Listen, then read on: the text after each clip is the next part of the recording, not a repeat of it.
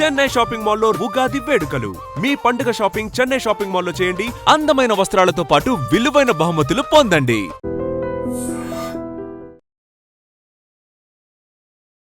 నమస్కారం, మీరు చూస్తుంది ఐ డ్రీమ్. నేను మీ కీర్తి. సంకటహర చతుర్థి రాబోతోంది కదా. మరి ఈ రోజు మనం పాటించవలసిన నియమాలేంటి? గణపయ్యని ఏ విజయం రాకుండా ముందడుగు మన జీవితంలో వెళ్ళాలని ఎప్పుడూ ప్రార్థిస్తూ ఉంటాం. మరి ముఖ్యంగా ఈ రోజు గణపతిని ఏ విధంగా ఆరాధిస్తే మనకి మంచి జరుగుతుంది, శుభ సూచకంగా మనకి లైఫ్లో ముందుకు వెళ్ళొచ్చు అన్న విషయాలు మనకి తెలియజేయడానికి ప్రముఖ ఆస్ట్రాలజర్ బ్రహ్మశ్రీ నందిబట్ల శ్రీహరి శర్మ గురుగారు ఉన్నారు. నమస్తే గురుగారు. వాగర్థావివ సంపృక్తౌ వాగర్థ ప్రతిపత్తయే జగతః పితరౌ వందే పార్వతీ పరమేశ్వరౌ. ఆదిత్యాయ చ సోమాయ మంగళాయ బుధాయ చ గురుశుక్ర శనిభ్యశ్చ రాహవే కేతవే నమః. శృంగేరి జగద్గురు పీఠాధిపతులకి, కంచి పీఠాధిపతులకి నమస్కారములు తెలియచేసుకుంటూ కార్యక్రమాన్ని ప్రారంభిద్దాం. గురుగారు, సంకటహర ప్రతి ఒక్కరి జీవితంలో ఏ పని చేసినా ఏ సంకటం లేకుండా, ఏ అడ్డంకు లేకుండా జీవితం ముందుకెళ్ళాలి, పనిలో సక్సెస్ అవ్వాలి అని గణపతిని మనం పూజ చేసుకుంటాం. ప్రధాన ఆరాధ్య దైవుడు కూడా ఆయన కదా. మరి ముఖ్యంగా సంకటహర చతుర్థి రోజు ఏం చేయాలి? ఎందుకు ఈ రోజుకి ప్రాధాన్యత? పేరులోనే ఉందమ్మా, సంకష్టహర చతుర్థి. సంకట లేదా సంకష్ట ఎలా అయినా అనొచ్చు కదా గురుగారు. కష్టములు. హర అంటే నశించిపోయేది, చతుర్థి అంటే ఆ తిథి రోజున. కాబట్టి మనకు ప్రదోషకాల సమయంలో చేసుకునేటువంటి పూజలు ఏవైతే ఉంటాయో అందులో ఇది ఒకటి.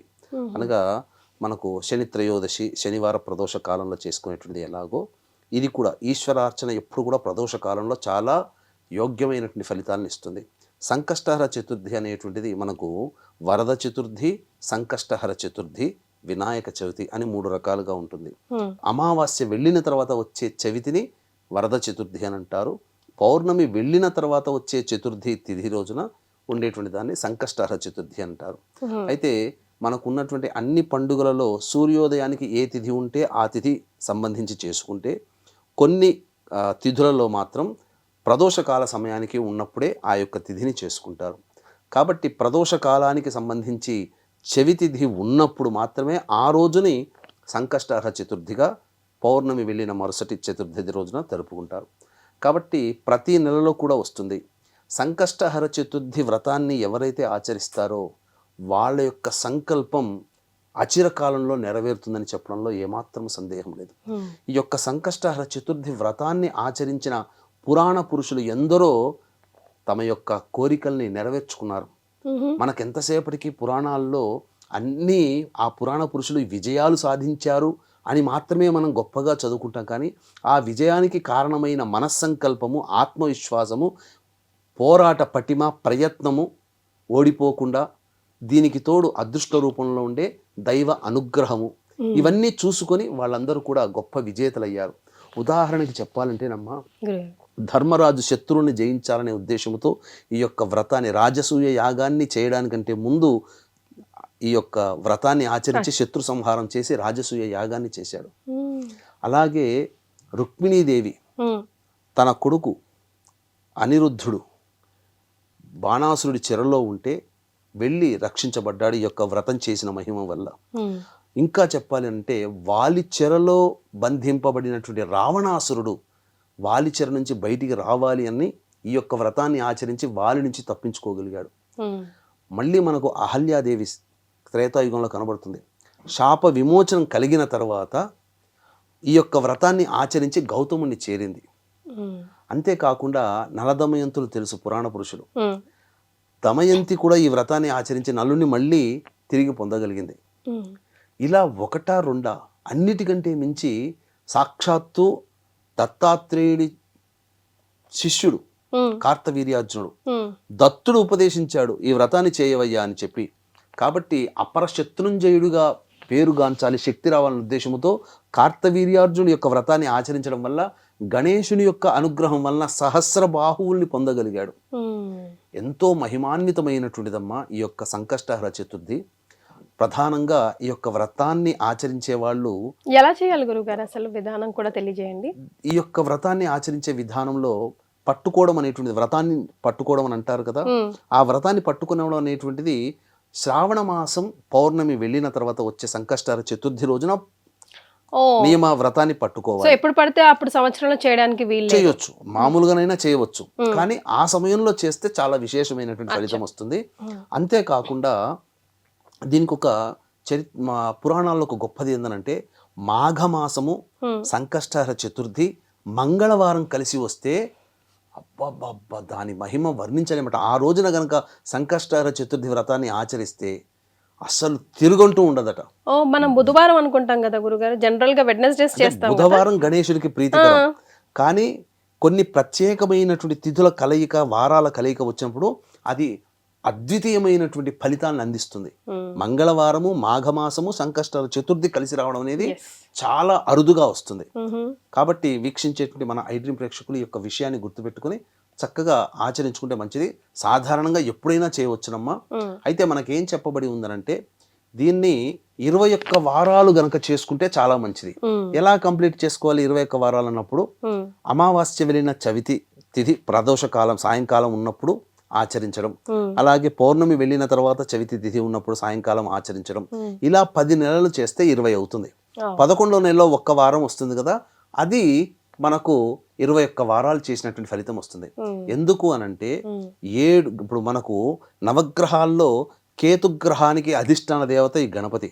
కేతు అంటే 7 సంఖ్య, 3 × 7 ఎంత 21. కాబట్టి 21 వారాలు ఈ యొక్క వ్రతాన్ని అనేటువంటిది ఆచరించాలి. చాలా కష్టమైన నియమాలు ఉంటాయా గురుగారు ఏమైనా? ఎందుకంటే నేను ఎక్కడో విన్నాను, ఉప్పు తినకుండా ఫుడ్ తినాలి, భోజనం చేయాలి ఆ రోజు వ్రతం ఆచరించిన తర్వాత, అది కూడా ప్రదోష కాలం వరకు మంచునీళ్ళు కూడా ముట్టుకోకుండా పూజ అయిన అనంతరమే ఆ ఉప్పు లేకుండా తినడం కొంచెం కష్టం కదా గురుగారు? వాస్తవేనమ్మా. కాకపోతే ఇక్కడ ఏంటంటే అరిషడ్వర్గాన్ని జయించాలి. కామ క్రోధ లోభ మోహ మద మాత్సర్యాన్ని జయించాలంటే మనం తీసుకునే ఆహారాన్ని బట్టే మనకు సంబంధించిన అరిషడ్ వర్గాలు వస్తాయి. కాబట్టి ఇవన్నీ జయించాలంటే ఉప్పు కారము లేనటువంటిది, అల్లం వెల్లుల్లి ఉల్లిపాయ ఇటువంటి లేనటువంటి ఆహారములు భుజించాలి. అయితే ఈ సంకష్టహర చతుర్థికి శివరాత్రి లాగానే ఉపవాసం ఉండాలమ్మా. అదే ఉదయం నుంచి సాయంకాలం వరకు కూడాను ఉపవాసం ఉండి వీలైతే ఉదయం పూట దేవాలయానికి చేరుకొని గరికతో గణపతికి అష్టోత్తర పూజ, అభిషేకము, అర్చన ఇవన్నీ చేసి వీలైతే ఈ సంకష్టహర చతుర్థి రోజున ప్రతి దేవాలయంలో గణపతి పూజ చేస్తారు, గణపతి హోమం చేస్తారు. గణపతి హోమం చేసుకుని ఇంటికి వచ్చిన తర్వాత గణపతి నామాన్ని స్మరించుకుంటూ మధ్యాహ్నం పూట నిద్రపోకూడదు, నిరాహారంగా ఉంటే చాలు. రోగగ్రస్తులు అలాగే పెద్దవాళ్ళు ఉండలేనటువంటి వాళ్ళు పాళ్ళు పండ్లు ఇతర పదార్థాలు తినవచ్చు, కానీ ఆహారం భుజించకూడదు. సాయంకాలం వండిన పదార్థం తినకూడదు, అదే గురుగారు విషయం. వండిన పదార్థం తినకూడదు, పాలు పండ్లు తీసుకోవచ్చమ్మా. సాయంకాలం వరకు కూడా ఉండి మళ్ళీ ఆ యొక్క సాయంకాలం నాడు కాలకృత్యాదులు, కాళ్ళు చేతులు మొహం కడుక్కొని చక్కగా ఆ యొక్క దేవాలయ మంటపం అనగా దేవుని మందిరంలో, మన ఇంట్లో పూజా మందిరంలో కానీ ఎక్కడైనా కానీ చక్కగా పూజా మందిరంలో ఆ యొక్క ప్రదేశాన్ని శుద్ధి చేసి షట్కోణము కానీ చతురస్రము కానీ ఆ బియ్య పిండితో కానీ పసుపుతో కానీ వేసి దాని మీద ఒక చక్కటి పసుపు రంగు బట్ట వేసి ఆ యొక్క షట్కోణం మీద కలశ స్థాపన చేయాలి. ఆ కలశానికంటే ముందు కానీ కలశం మీదనైనా కానీ మనకు మామూలుగా అరటి సంబంధించినటువంటి ఆకులు కానీ చుట్టుపక్కల సత్యనారాయణ వ్రతం ఎలా చేస్తాం అరటి బోదెల్లాగా పెట్టుకోవాలి. మామిడి ఆకులు వేసి దాని మీద కలశము, కొబ్బరికాయ, జాకెట్ పీసు, ముందర స్వామివారి విగ్రహం వెండిదైనా ఇత్తడిదైనా అలాగే శ్వేతార్కమైన కానీ చేసి చక్కగా అలంకరణ చేసి అప్పుడు పూజ ప్రారంభించాలమ్మా. పూజ ప్రారంభించి సంకష్టహర చతుర్థి వ్రతాన్ని ఆచరించి 3 పిడికిళ్ళు బియ్యము అనేటువంటిది స్వామి దగ్గర మనం తీసుకోవాలి, పెట్టాలి. అంటే దారగా పోయాలి, పెట్టాలి. ఆ యొక్క పిడికిలో పెట్టినటువంటి దాన్నే ప్రసాదంగా చేసి ఆ స్వామికి నైవేద్యం. వచ్చే వారమా గురుగారు? అదే రోజు సాయంకాలం ఉదయం పూట దాన్ని 3 పిడికిలు గణపతి కోసమని ఉదయం పూట పక్కకు పెట్టి ఆ యొక్క పూజ అనంతరం మనం 3 పిడికిలు పెడతాం కదా, ఆ యొక్క ఆ 3 పిడికిళ్ళ బియ్యాన్నితోనే బెల్లం పాయసము, వీలైతే కొబ్బరి పాలు ఉంటాయి చూడమ్మా, మామూలు పాలు కాకుండా కొబ్బరి పాలతో కనుక పాయసం చేసి నివేదన చేస్తే గణపతి చాలా సంతుష్టిపడవుతాడు. అంతేకాకుండా దీనికి ఈ యొక్క గణపతి యొక్క వ్రతాన్ని ఆచరించడం ద్వారా గొప్పదైనటువంటి శక్తులంటే మాయలు మంత్రాలు కాదమ్మా, అనుకున్నటువంటి పని ఏదైతే ఉంటుందో అది చాలా శీఘ్రంగా నెరవేరుతుంది. నిజమే గురుగారు, మా ఇంట్లో విరివిగా చేస్తూ ఉంటారు అందరు, పెద్ద ఫ్యామిలీ కదా. ఏదైనా కోరిక అనుకున్నారా కంపల్సరీగా అసలు నెరవేరుతుంది. అంటే సంకల్పించుకొని మేము ప్రారంభిస్తామని ఆ రోజు మొదలు పెడితే చాలు, 21 వీక్స్ లోపలే సరిపోతుందమ్మా. పెద్ద కోరిక, సంతానం కావాలనుకున్న వాళ్ళు, ఉద్యోగం కావాలనుకున్న వాళ్ళు, ముఖ్యంగా వివాహం కావాలనుకున్న వాళ్ళు అందరూ కూడా ఆచరించవచ్చు. అలాగే మన హనుమంతుల వారు సీతమ్మ వారిని వెతుకే సందర్భంలో, లంకకు ప్రయాణమయ్యే సందర్భంలో గణపతి వ్రతాన్ని ఆచరించే, ఈ యొక్క సంకష్ట చతుర్థి వ్రతాన్ని ఆచరించే సీత జాడ తెలుసుకున్నాడు. ఇంతటి విశిష్టమైనటువంటిది. ముఖ్యంగా 21 మోదకాలు పెట్టాలి నైవేద్యంగా. 1 స్వామి వారి దగ్గర పెట్టి 10 వచ్చినటువంటి ముత్తైదులకి భక్తులకి పెట్టి ఆ మిగిలిన 10 మనం తీసుకోవాలి ప్రసాదంగా. దీనికి సంబంధించినటువంటి కథ కూడా మనం ఆచరించాలమ్మా. అంటే ఏంటి, కథను కూడా చదువుకోవాలి. పూర్వము ఇప్పుడు దీనికి సంబంధించి పూజా విధానానికి సంబంధించి పర్టికులర్ గా మీ దృష్టిలో ఏదైనా పుస్తకం ఉందా? ఎందుకంటే ఒక్కొక్క పుస్తకంలో ఒక్కొక్క విధి విధానం ఉంటుంది కదా. మనకు ఉన్నాయమ్మా. సంకష్ట చతుర్థి వ్రత విధానం అని గూగుల్లో వెతికినా దొరుకుతుంది, పుస్తకం బయట పూజా స్టోర్స్ లో దొరుకుతాయి. ఆ వ్రత విధానాన్ని ఆచరించి చేసుకోవచ్చు. కథ ముఖ్యము. పూర్వము శూరసేనుడు అనేటువంటి మహారాజు పరిపాలిస్తూ ఉన్నాడు రాజ్యంలో. ఇంద్రుడు ఒకానొక సమయంలో ఆ గణపతి యొక్క భక్తుల్ని దర్శించుకోవడానికి వెళ్ళి గణపతిని దర్శించుకుని వస్తూ ఆ శూరసేనుడి యొక్క రాజ్యం గుండా వెళ్తున్నప్పుడు ఆగిపోయింది. అన్నప్పుడు విమానం ఆగిపోయేసరికి ఎటువంటి ఇబ్బందులు లేకుండా నడుస్తున్నటువంటిది ఎందుకు ఆగిపోయిందని అన్నప్పుడు ఆలోచిస్తే, పాప పంకిలమైనటువంటి రాజ్యం గుండా వెళ్తున్నావయ్యా, కాబట్టి ఎవరైనా కానీ పుణ్యాత్ములు వారు వ్రతం ఏదైనా ఈ యొక్క సంకష్ట చతుర్థి వ్రతాన్ని ఆచరించి ఎవరైనా కానీ ధారపోస్తే నీ విమానానికి అడ్డంకు లేకుండా వెళుతుందనంటే ఆ విషయం పుష్పక విమానమే ఆగిపోయింది. పుష్పక విమానం రావణాసురుడి దగ్గర ఉన్నది, ఇంద్రుడి దగ్గర ఉన్నటువంటి విమానం వేరు. సో ఈ విధంగా ఈ శూరసేనుడు రాజ్యమంతా చాటిస్తే ఎవరు ఆ వ్రతం చేసిన వాళ్ళు లేరు. అయితే ఇదే సంకష్ట చతుర్థి రోజున ఒక మామూలుగా ఒక అనాథగా ఉన్నటువంటి పాప పంకిలమైన జీవితాన్ని గడిపి చివరి రోజుల్లో ఆ చతుర్థి తిథి రోజున భోజనం అనేది దొరకక మరణించింది. అంటే ఆ రోజంతా ఉపవాసం ఉంది. ఆ ఫలితం చేత ఆమె శవాన్ని తీసుకుని వస్తుంటే ఆ శవానికి తాకిన గాలి సోకిన విమానం ప్రయాణించింది. అంటే వ్రతాన్ని ఆచరించినటువంటి ఫలితాన్ని పొందిన ఆమె గాలి తాకితేనే విమానంలో ఉండేటువంటి జీవం కలిగింది అని అంటే వ్రతాన్ని ఆచరించిన మానవులకు ఎలా ఉంటుందనేది ఆ యోగము, ఆ భాగ్యాన్ని మనం మాటల్లో వర్ణించలేం. కాబట్టి ఇక్కడ నుంచి ఆ శూరసేనుడు అందరూ కూడా వ్రతాన్ని ఆచరించాలని చెప్పి చాటింపు చేశాడు. కాబట్టి ఇంతటి మహత్యము. కాబట్టి అందరూ కూడా వీక్షించేటువంటి మన ఐడ్రీమ్ ప్రేక్షకులు ఈ యొక్క వ్రతాన్ని గనక ఆచరించినట్లయితే తప్పకుండా మంచి జరుగుతుందమ్మా.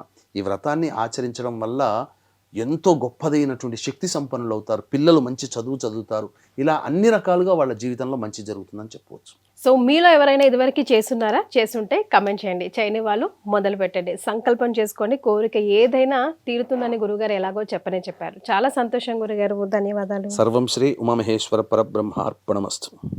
And for more videos, please subscribe to iDream. Please subscribe to iDream. Please subscribe iDream. And please subscribe to iDream. For more videos, subscribe to iDream. please like, share and subscribe to the channel. Congratulations, iDream. Subscribe to iDream. Subscribe to iDream. So subscribe to iDream Media. iDream ki iDream team andarki huge congratulations. Please subscribe iDream Media. Please subscribe to iDream. Subscribe iDream. Please subscribe to iDream.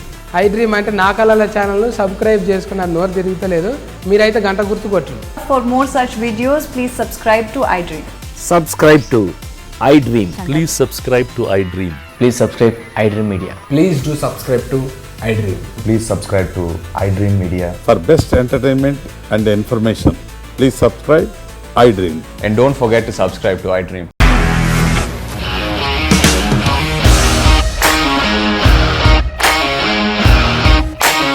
ఇండస్ట్రీలో commitment issues వస్తే నీకు కూడా వచ్చినట్టు morning తీసుకెళ్ళాలంటే కొట్టి పడేస్తాడు.